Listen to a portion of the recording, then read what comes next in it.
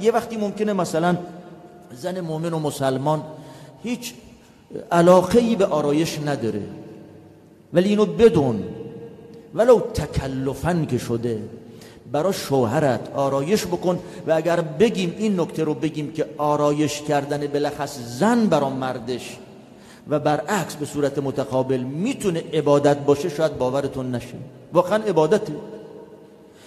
پیامبر علیه السلام به صورت کلی ارتباط زن و شوهر و ازدواجشون و اینکه اون غرایز طبیعی همدیگه رو اشباع بکنن به عنوان اجر معرفی کردن و به عنوان پاداش.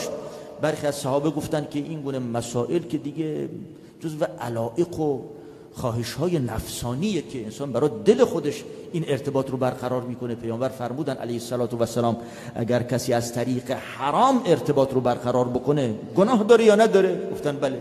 گفتن از طریق حلال براش ثواب داره. لذا اگر یک زن یا یک مرد فرق نمیکنه بیاد برای بیگانه تنازی بکنه، فتنه انگیزی بکنه، گناهه. همون زن و شوهر برای خودشون بخوان تنازی بکنن، نمیدونم آرایش بکنن، ایجاد انگیزه بکنن، ثواب داره. اونم در دنیای امروز بخواد زن و شوهر کاری بکنن که چشم همدیگه، دل همدیگه رو پر بکنن نسبت به همدیگه، که همدیگه رو دوست داشته باشن، جذابیت داشته باشن، وقت بذاری. خیلی وقتا زن و شوهر وقت میگذارن اما برای بیرون خونه.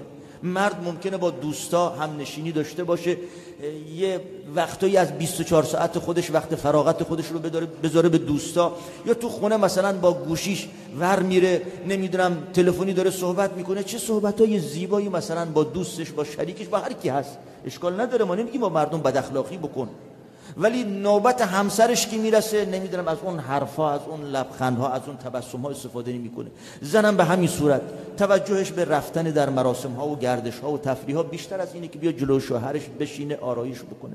اینه که عوامل جذابیت هر چه باشه، به هر گونه‌ای باشه، جزو مسائلی است که زوجین بایستی توجه بکنن.